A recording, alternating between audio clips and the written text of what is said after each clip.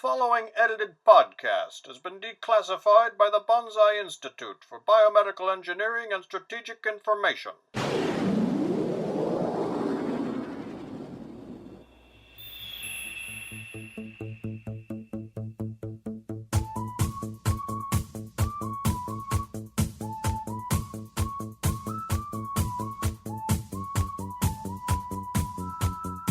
Welcome, all Hong Kong Cavaliers, Blue Blaze Irregulars, Radar Rangers, and Rug Suckers to 5 Minutes of Banzai, the only podcast on the internet that discusses the W.D. Richter cult classic, The Adventures of Buckaroo Banzai across the 8th dimension, 5 minutes at a time. I'm Josh Horowitz from the Big Trouble in Little China podcast 5 Minutes of Trouble, and my co-host on this latest adventure once again is film guru, actor, producer, writer, jet car racer, and connoisseur of rare cheeses, the inimitable Brett Stillo. Hey, Brett. Wow. Josh, I have goosebumps. I've been practicing that a little bit. Did you bring it with that intro? Well, it's a new show, a new season, and we're going to be talking a new film. But this one is for the Big Trouble in Little China fans out there. We're going to be posting this episode both on 5 Minutes of Trouble and 5 Minutes of Banzai. So welcome for all of our old listeners, and welcome for hopefully our new listeners coming up. Yeah, and I'm real excited about this. We are transitioning from one cult film to another. From Big Trouble in Little China to Buckaroo Banzai, across the 8th dimension. Two films that we've talked about before have some interesting similarities, but now we're getting into it, and all I can say is, you know what, man? Hey. Whoa. Wait a minute. Whoa, what the was that? Whoa, what's going on? What's that noise? Oh, I think you're hearing something that's going to play anytime we sort of deviate from our PG rating on the show. That is the oscillation overthruster, replacing our typical air horn. So we'll make sure to keep things nice and even. But if we do not, though, we'll hear that from time to time. The deuce, you say? So you've calibrated the overthruster so it's sensitive, indeed, to insensitive words. If it was a snake, it'd have bit me. Well, that's something new for this season, but this one is a special preview episode for our 5 Minutes of Trouble listeners. The biggest question I think that might be on some of your minds is, why are we doing The Adventures of Buckaroo Banzai? What does that have to do with Big Trouble in Little China? This is something that I knew a bit about all through my years when I had my website, Brett. What had you heard about this as being related to Big Trouble? Well, I mean, we talked about it in our previous podcast, 5 Minutes of Trouble. The common thread is Mr. W.D. Richter. Mm-hmm. Yeah, he was the one who directed Buckaroo Banzai, even though the screenplay was actually written by Earl Mac Rauch. Rauch? We got to start pronouncing his name right. I've always said Rauch, but Rauch. It might be Rauch. With the listeners, please do us a favor and and let us know which way, how we're saying this. But and Earl, if you're listening, we one, we'd love to hear from you. Two, we'd love to be pronouncing your name in the right way. So let us know, and we'll just we'll fix that right now. I think it is Rauch, like ouch. So Earl Mac Rauch. Well, for now, it is Mac Rauch. Yes. And they were the co-creators of this crazy movie, a wonderfully crazy movie that came out in 1984. And then, as we know from Big Trouble in Little China, W.D. Richter was called in to do his superhuman script doctoring skills on Big Trouble in Little China. Right, taking the original Goldman-Weinstein script, moving it from the 1880s and San Francisco Chinatown to 1980s San Francisco Chinatown, and giving it a lot of its very pulpy and comic booky feeling. Mm-hmm. And otherwise you have these interesting overlaps with characters and settings, and I think there are interesting parallels. I think we're going to find the difference in W.D. Richter's directorial style and John Carpenter's directorial style, but I think they're both kind of modern pulp stories for the 1980s. Yeah. They came out pretty similar in a time frame. Buckaroo Banzai in 1984 and Big Trouble in Little China in 1986. In addition to all of that, there's always been some sort of fan speculation that's been surrounding both of these films. Some people have speculated that perhaps Jack Burton was an unofficial part of Team Banzai, and maybe even the villain of the purported Banzai sequel, Buckaroo Banzai Against the World Crime League, the evil guy in that one, Hanoi Shan, being possibly Lo Pan. We were sort of talking about that before too, Brett, weren't we?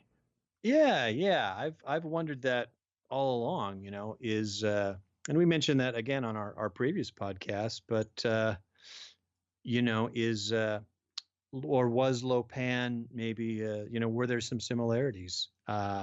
Would we have seen Hanoi Zhan being sort of a beleaguered despot, a sinister figure, but he's surrounded by the bureaucracy of the World Crime League. And so, yeah, I think we see interesting parallels. Like, this is way down the line, but if you think of Dr. Lizardo and how he seems besieged by flunkies, and then we see Lo Pan and he's besieged by flunkies. That's true. It's just not easy to be a supervillain. Yeah. You don't get the best help. So, well, what I've been reading actually about the character of Hanoi Shan, and we'll probably be talking quite a bit about this throughout the podcast, but it kind of ties in back to the roots of the character Buckaroo Banzai, which is supposed to be, I guess, Doc Savage. And around that same time, some of the sort of evil villains included Fu Manchu. And so the thought might be that the villain Fu Manchu kind of inspiring this mysterious Hanoi Zhan character and related to Lo Pan. So maybe there is something there. Yeah, that's interesting, Josh. Do you recall if we ever brought up Fu Manchu on 5 Minutes of Trouble? I think there was a time when we were talking about being the beleaguered boss, the evil villain, and you're kind of in a room with a lot of bad guys. And I think Fu Manchu was in there at some point. Yeah, because James Hong brought such color and diversity to Lo Pan. He was a bad guy, but you never thought of him as like a stereotype. Right. James Hong gave the character depth and layers, and so he never felt like just a flat two-dimensional, the sinister Asian bad guy, the mysterious character from the Orient. So yeah, ultimately we don't know what Hanoi Shan would have been like because they've never made the sequel. That's right. But actually, that's my next point that I had here, and that there was a sequel that was penned. Ernest Cline, who was the writer who did, I believe it was Ready Player One. Is that the name of that book? Oh, interesting. He ended up writing an unofficial script for Buckaroo Banzai Against the World Crime League. And you can download this on Ernest Cline's website. This is something that I'll put the link on when we put this up on the Facebook page. But it actually has Jack Burton as a Blue Blaze irregular helping Buckaroo Banzai aboard the Pork Chop Express. I think I was talking about this too on our 5 Minutes of Trouble podcast. But Ernest Cline actually ties it in. If they ever were going to turn that into a script, it would have happened. Wow. When you read this, did your brain explode? The first time I did, yeah.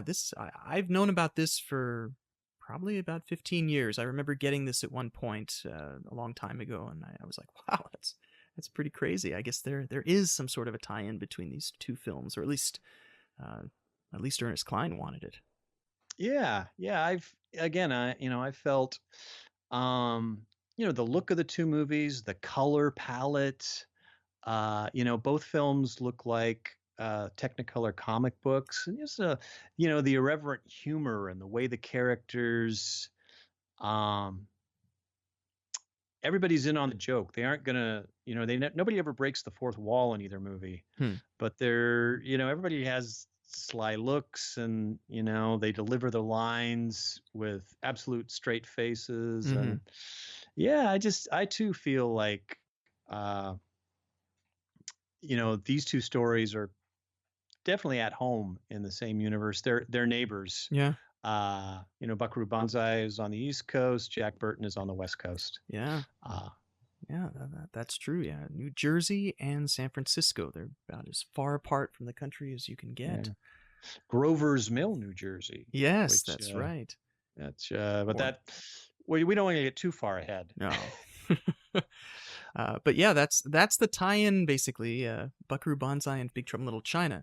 So I'm sure we'll be talking about both films throughout this. And yes, we're going to be doing this once again as a 5-minute at a time format.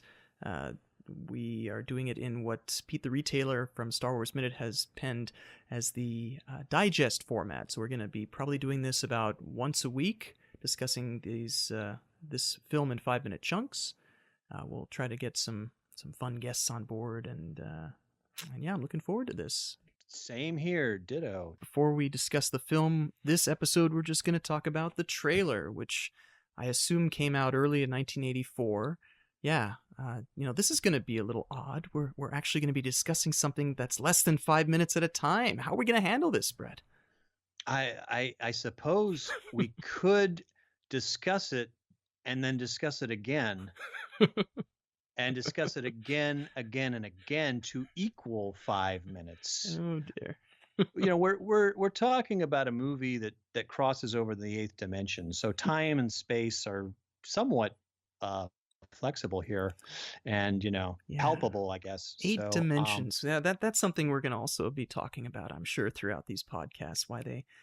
Why Earl Mac Rauch decided on the 8th dimension and what happened to the other 4 leading up to it. But here I think you've scooped me, because I know a thing or two about this movie, but I never thought of that. Yeah, why 8? 3 dimensions, 4 dimensions, the 5th dimension, that was a singing group in the late 60s, but 6 and 7? Yeah. You never hear about those other dimensions too much. I mean, it's interesting. It turns out, and I didn't know a lot about this until really I delved into this movie, but it seems like the 8th dimension is basically the Phantom Zone from the Superman movies. It's a place of purgatory where they put bad people.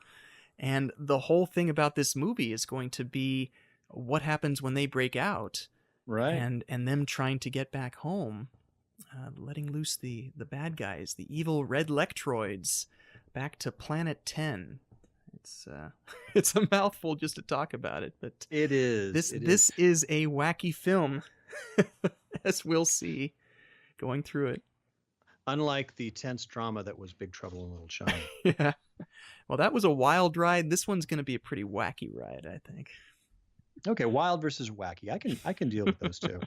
I can deal with those two. So one interesting thing about this trailer that we're going to talk about, and yeah, you pointed out, perhaps it came out late 83, early 84. Mm-hmm.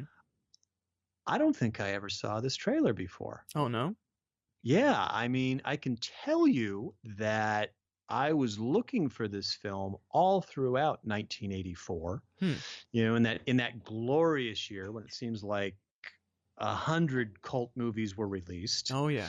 The great roster of 84. I do remember at some point I was reading Jim Steranko's preview, which was kind of like Star Wars or Starlog for slightly older folks. It was a big glossy magazine, lots of pictures. And I remember seeing a pictorial, just a page or two, about this Buckaroo Banzai. And there were these characters in really cool clothes and, just a fantastic cast. There was Christopher Lloyd, and, there was John Lithgow, and this guy I'd never heard of named Peter Weller. Yeah. Who looked interesting. So I remember reading the article and thinking, yeah, this looks cool. And then, I think it said something about coming summer of 84, and summer came and went, and it was the fall of 84, I think October, when this was finally released. So, but, in that time, never saw the trailer. Huh. Yeah, I actually have here that it was supposed to be released earlier in 1984. It got pushed up. It was released... let me see here. Adventures of Buckaroo Banzai Across the 8th Dimension. It was produced by Sherwood Productions and released by 20th Century Fox on August 15th, 1984. And it went up against movies such as Star Trek III, The Search for Spock, Indiana Jones and the Temple of Doom, Ghostbusters. Yeah. Yeah. 1984 was quite a year for movies that a lot of people saw and are still talking about today. On podcasts. No kidding. Hey, all you podcasters who've done movies set in 84. Yeah. Yeah. 84, baby. That was the year. Although some people will tell you that 82 was the year. That was with the E.T. and was that the same year as Close Encounters too? Nope. That's when was Close Encounters of 77. But yeah, E.T. was the big movie of 82, and Poltergeist, and The Thing, and The Wrath of Khan. Tron also, I think, was in 82. See, there you go. So it could get ugly. We could have one side, pro 82, one side pro 84. But let's not get into that. Yeah. We're here for friendship, of course. Well, so you never saw the trailer. I mean, I can't say I did. I mean, I was only 7 years old back in 84. I don't think I did see Ghostbusters. I do remember seeing that in the theater. But don't really remember this movie or the trailer at the time. I wonder how much play the trailer got. I can tell you that in the pre-internet world of information and movies and finding out about things, I was looking for this movie. Mm-hmm. And, I was reading various journals and publications, and, there was no sign of it. And I do remember it rather quietly came to the Lark Cinema in Larkspur, California. Seems like it was September, October by the time it got here. But and that began my infatuation with this movie. But the trailer, and it was, I have the special edition DVD, but I think I never thought to look at the trailer. So this was kind of the first time seeing the trailer for me. Yeah, it's a very unique trailer in the fact that it doesn't have very much dialogue. I mean, it starts out in blackness, and you get a startle shot that really begins. You're getting all these sort of quick shots of the eighth dimension and weird stuff that's happening. Yeah. When watching this trailer for the first time, and I also tried to imagine, not knowing anything about this movie and seeing this trailer. It's 1984. It's the MTV era, and shows like Miami Vice are on TV. This trailer sort of reminded me of a music video.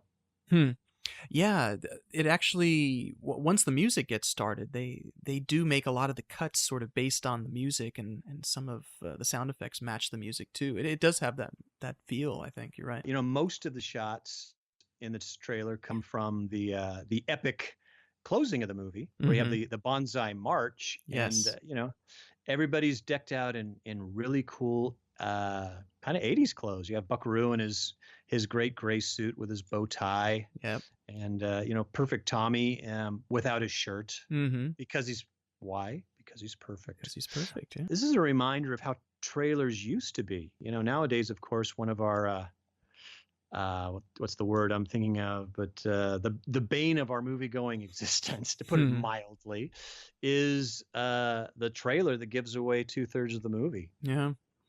Yeah. This one doesn't. You don't see any shots of Lizardo. No, that's a good point. You just really, you get the principles, and they're doing this neat walking sequence, which it starts out with that you hear the oscillation overthruster ditty, little 3-note. And then we get the end credit music by Michael Boddicker, and then a lot of close-ups and a lot of bow tie. A lot of bow tie. I'll say this now. I never noticed this before, but it's also a way to shout out to our friends at the Indiana Jones Minute that Buckaroo and his bow tie sort of reminds me of Indiana Jones and his bow tie in Raiders of the Lost Ark. Yeah, they do share some similarities, Indiana Jones and Buckaroo Banzai. The sort of mild-manneredness of Indiana Jones when he's in his professional, or professorial garb, reminds me a lot of Buckaroo Banzai, who wears his glasses, his nice red glasses at times, the smart suit. I think, yeah, I mean, we'll be talking quite a bit about the Buckaroo Banzai character. He sort of has many different facets to his persona, but yeah, the bow tie is a good commonality, sure. Yeah, and again, a nod to the MTV era. You know, the concept of a superhero or a crime fighter or an adventurer who also dressed like a rock and roller. Mm-hmm. You know, or better yet, a new waver. That was still a big Yes. phrase back then. They looked like they were in a new wave band. Oh, absolutely. Yeah, you know, your Duran Durans, what are some of the other new wave bands from that time? Depeche Mode. Depeche Mode, Spandau Ballet, and Ooh. ABC, and Oh, and Adam Ant. I mean, that's Adam actually Ant. that's one of the things when I was listening to some of the extras on the Blu-ray that Peter Weller was saying that he was trying to mix different famous characters with his character for Buckaroo Banzai, but they all mixed with the look of Adam Ant, and he does have that look, especially when he's going to be playing music later on in the film. He's got that skinny tie going on, and you know, the different light-colored suits. Yeah. Yeah, and you see Rawhide, Clancy Brown, with his skinny tie. This is a skinny tie centric movie. Yes. It's skinny tie centric. And you know, one interesting thing, you know, watching this trailer a few times is, you know, some of these clips here are outtakes. Most notably at around the 1 minute and 4 second mark. If you do jump all the way ahead to what will be our last episode, most likely, you know, the famous march in what appears to be the LA aqueducts, which, Josh, those aren't there anymore, are they? No, I'm pretty sure it is. I mean, there's basically parts of the LA River that run all through Los Angeles, and it's just these big concrete areas. It's the same type of place where they did those scenes from Terminator 2, where they're just driving. Yeah, I'm pretty sure they're still there. Oh, that's okay. Whether they have water in them is another matter, but I'm pretty sure they're still there.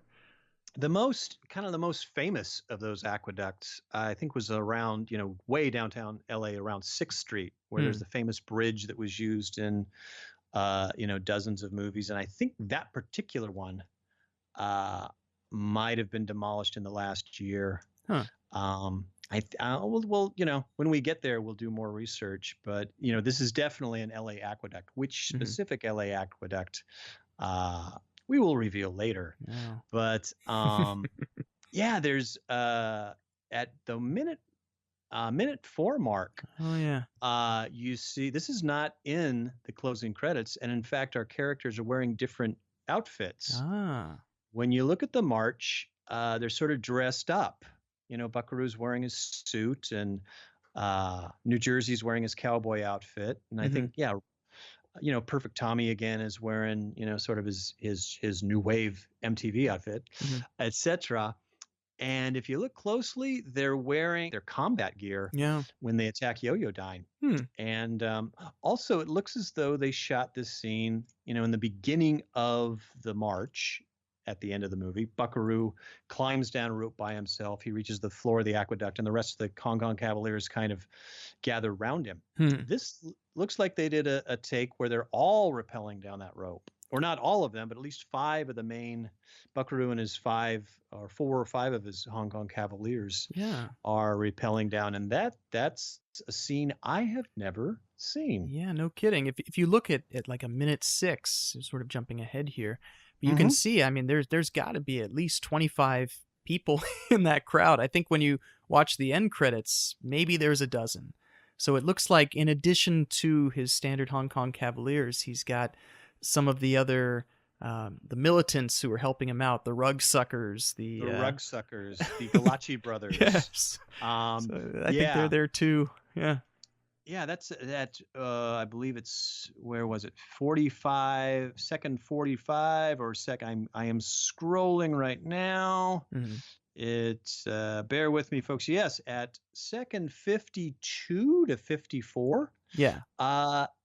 Behind Ellen Barkin and Pepe Serna, Reno, there's a couple of guys I've never seen before. Yeah, I think some of them were in the band scene, but the other ones, like there's another guy with little bow tie. right Yeah, in front of Jeff Goldblum's character. I don't know who that that is. guy. Yeah, I have seen this movie a few times. Hmm. I've never seen that guy. So, we'll find out. Again, perhaps he's one of the Rucksuckers Hmm. or one of the Galacci brothers. But until this moment, I have never noticed that gentleman or the fella next to him. Hmm. And yeah, they could be members of the Beaters, Billy Vera's band, which Ah. you've probably read that the music of the Hong Kong Cavaliers was actually recorded by Billy Vera and the Beaters. Billy Hmm. Vera plays Pinky Carruthers, who's featured quite prominently in this in the march at the end and this trailer. Yes. But yeah, and specifically when we get to the Arnie's Alley Or concert is it scene. Arnie's Artery? Oh yes, I bow to you, sir. Yes, it is Artie's Artery. Yes. Oh, how could I make such a mistake? Yeah, but when the band's playing, that's actually Billy Vera and the Beaters. Although many of the actors in this movie were, as I think you can tell, uh, um, accomplished musicians in their own right, like Peter Weller, Hmm. like Jeff Goldblum. These guys could jam. Yeah. But so anyway, our two mystery figures there, who one of them has stolen Buckaroo's bow tie, or the look, that could be a member of the Beaters, Billy Vera's band. So, but we will find this out. Yes, we will. But yeah, as we get through the trailer, I mean, you can see through the march, it goes with the music, and I think we mentioned this before, but the music that they're marching to, this. I guess it's just called the end credit music or the Team Banzai March. Michael Boddicker didn't have it ready yet when they were actually filming this scene of them walking, but he knew that he was going to be doing it to the beat of Billy Joel's Uptown Girl. Yes. And so he had this played supposedly on some sort of boombox or loudspeakers, and they marched to that. And so then when he changed the music, it all fit. Yeah. I think our friend and fellow podcaster, Jim O'Kane, who's a fan of this movie, I believe he did, he recut the march at the end with Uptown Girl. I'll double check that, but I think that's on Jim's Vimeo page. Nice. I seem to have seen that there in the past year. And yeah, when you see these guys, with the way their feet are moving and there's quick little jumps and kicks. It's all Billy Joel, who he was from Long Island, so that's not really close to New Jersey. So I mean, he could have been a Hong Kong Cavalier, but he wasn't. Pure speculation. But then we see some interesting stuff in this trailer. We see what looks like a guy in a suit getting electrocuted, complete with sound effect. We don't know quite who that is yet.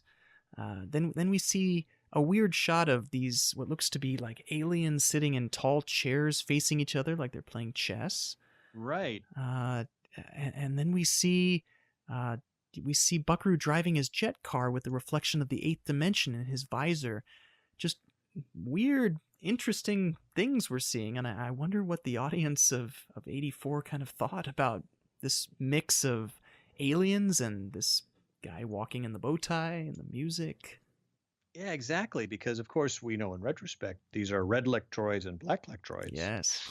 But I tried to imagine seeing this trailer cold and maybe not even knowing anything about the movie, and yeah, all these strange alien creatures and cool looking dudes, and a souped up pickup truck with a giant tail on it.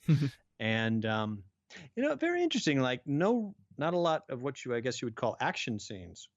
Some special effects, some otherworldly kind of scenes.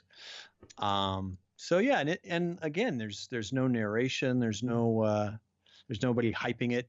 You almost picture or want to think of Don LaFontaine, doing "In a World." Right, in a world. In a world. Again, I think trailers were. I wouldn't say less sophisticated, but less driven to, try to grab you and tell you half the plot. This is just a hodgepodge of, hey, it's got aliens, it's got jet cars, it's got cool people on an aqueduct. And it's got Ellen Barkin walking up in her pink flapper dress. Yeah. Sort of adding an extra element to this group of all these boys here. Penny Pretty, as Penny Pretty. we'll find out about, by Ellen Barkin. She's an interesting character, as we'll see. I guess she was noticed because she was in a movie called Diner, which I'd heard of, but I'd never really seen. Were you familiar at all with Ellen Barkin when you saw this back in '84? Yeah, I was familiar with Ellen Barkin. I'm trying to think of where I had seen her. I'd seen her in a couple of movies. And, of course, John Lithgow was very prominent in '84, and Christopher Lloyd. And, I definitely, when the movie came out, I recognized a lot of these people. One person I didn't know was Peter Weller. Yeah. Now this is a movie that I don't think I saw. I probably didn't see this until I was in college, to be honest. Okay. I'd seen like a clip here and there, but I never really found the impetus to really want to watch it back then. But I knew Peter Weller from RoboCop, and I remember when I saw this, I was like, "Oh yeah, that's the guy from RoboCop." And this came out before RoboCop. Interesting. Yeah. Not to be mistaken with Peter Weir, who's the director. I used to think they were. It was one or the other who was in that, but no, Peter Weller. I think this was one of his first real films too, back in '84. From what I've read, I don't think that they wanted to go with somebody quite new. I think this was his first leading role, and as I recall, he just a very experienced guy with theater. He'd done a lot of, I think, New York stage productions, and there he is playing Buckaroo Banzai. Yeah, not the first choice by the studio, from what I've been hearing about. I think it was something that W.D. Richter and the other producer who was on the film wanted. They wanted to go with somebody who was lesser known. But have you heard who they wanted to go with as their first choice, the studio? Again, you've scooped me there on that one. I don't think I've heard who their first choice, or I can't recall. Lay it on me. It was a young actor named Tom Hanks. I had never heard that. Yeah. I'll have to go back through my notes, and we'll talk about this a little bit more in future episodes. But yeah, they wanted Tom Hanks, and I think it's possible that he wasn't available, and so they went with some other choices, and eventually they went with Peter Weller.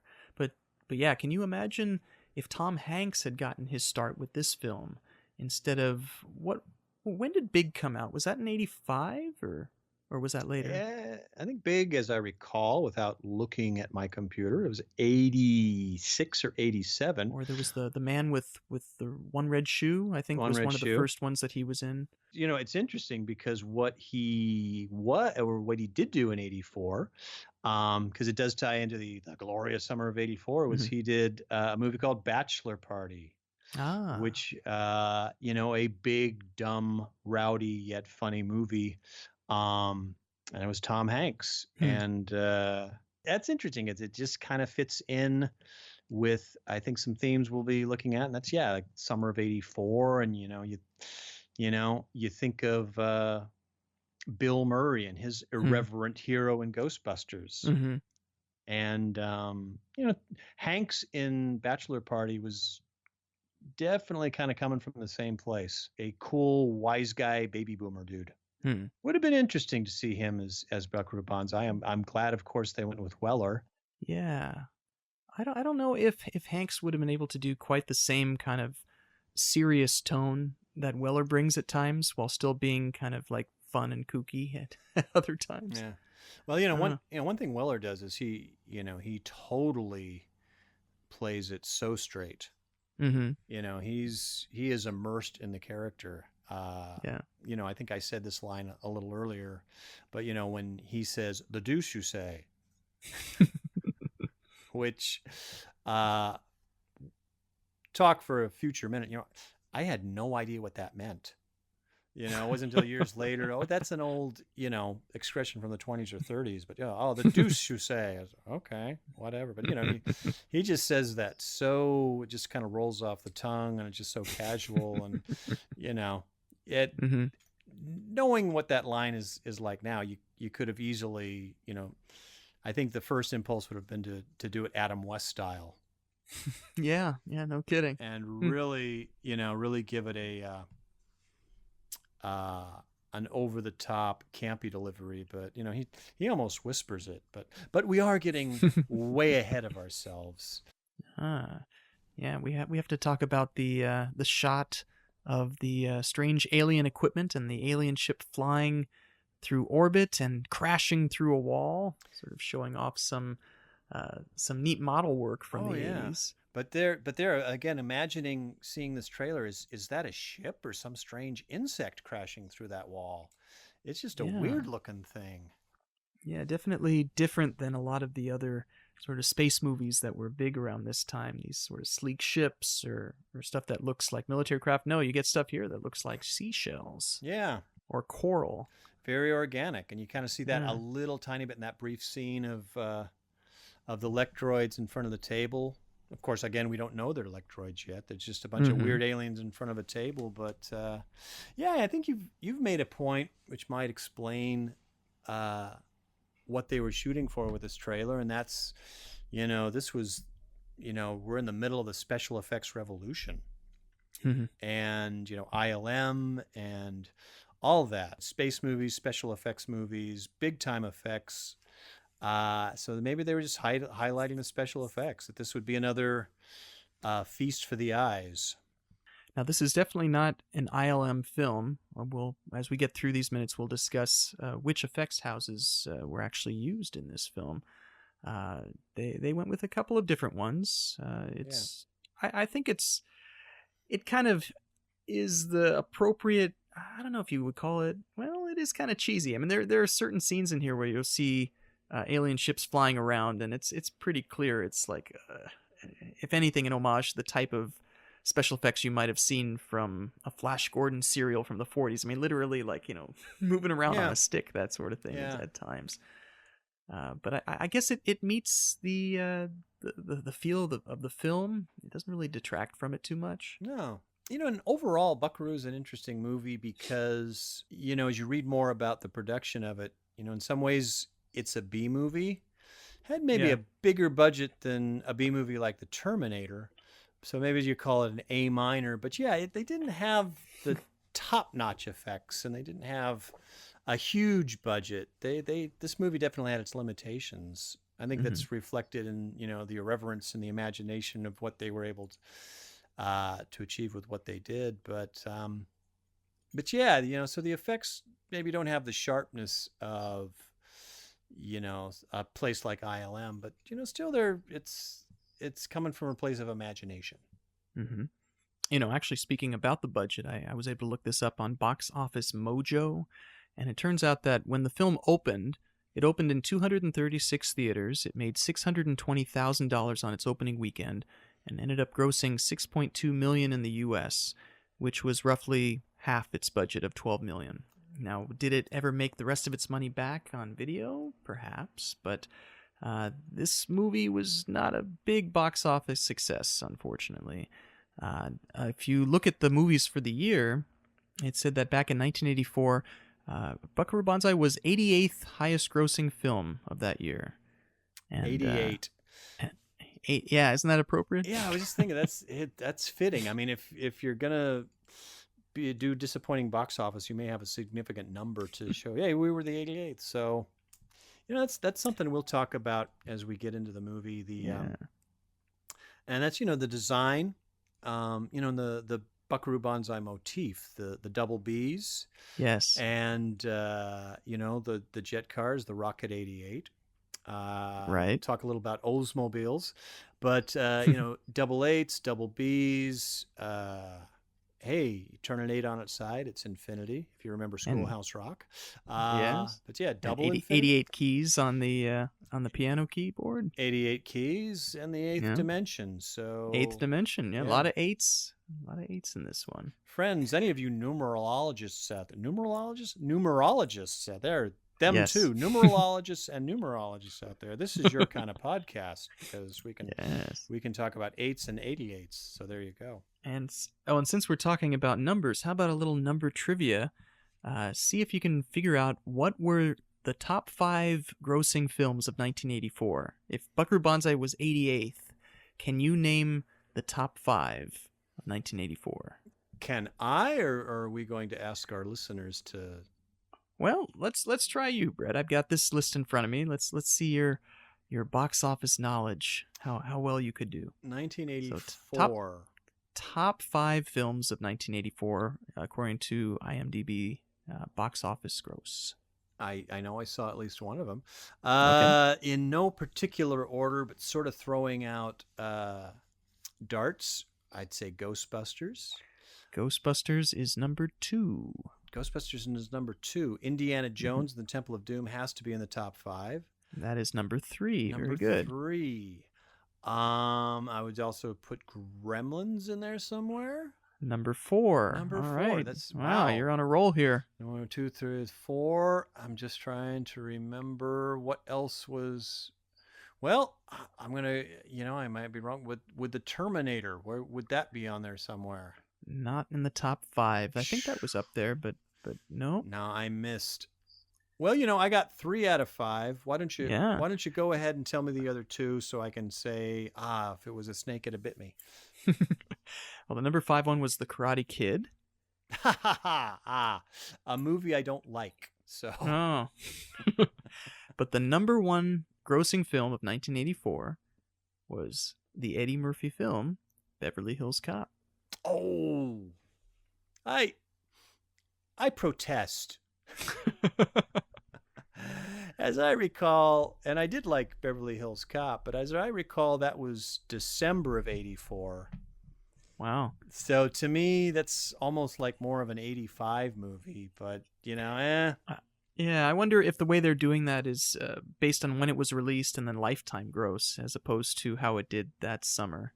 No, that makes sense. They probably start with the release date and then just take the gross. But yeah, I forgot about Beverly Hills Cop just because I probably saw it in 84, and then I know I went back and saw it in 85. So anyway, a mere technicality, but I bow to Mr. Murphy. And of course the banana in the tailpipe. But Karate Kid doesn't count. That movie. I like that movie. You didn't like that movie? Didn't like Karate Kid, and I've had friends say the same thing. You didn't like that? I don't know. I will say that in 1984, I was 20 years old, and I was starting to notice, these hit films the demographics seemed to be getting a little younger and a little younger. And I was getting a little older and a little older. And that's where a movie like Buckaroo Banzai was a little hipper for me. And I think I was instantly drawn to that movie. It spoke to my inner rock and roll scientist. Yeah, no, there's a lot of levels to this film. I think that one of the interesting things about this film is that it's hard to describe it to people. I mean, you can probably describe the plot of Indiana Jones and the Temple of Doom better than you could Buckaroo Banzai, and even that one's a little tricky. Yeah, I would agree. And that's, another thing I think it has in common with Big Trouble in Little China. I think Big Trouble's a movie that's kind of hard to describe in one sentence. Well, it's a supernatural kung fu comedy adventure. And then, so what does that make Buckaroo Banzai? It's a hard-rocking time travel comedy adventure with... there you go. Yeah, okay. With slightly romantic overtones and electroids. and a villain with an Italian accent. Yeah, which spoke to me right off the bat. I was rooting for him secretly, but... Yeah, then just getting through the rest of this trailer, we see basically the rest of the group, including a small kid who we'll find out about as one of the Blue Blazer regulars. And then the trailer ends with the only dialogue we get, which is that joke about the president, alien spacecraft, and destroying Russia. Which when my wife heard this, when we saw the movie just recently, when she saw it for the first time, she laughed at this line, and I'm sure that audiences who saw this probably thought it was kind of amusing. Yeah, which is yes on 1 or no on 2. Yeah, and I'm glad you brought that up, because that's an interesting point. We were in '84. It was the shall we say, the renaissance of the Cold War, Cold War 2.0. But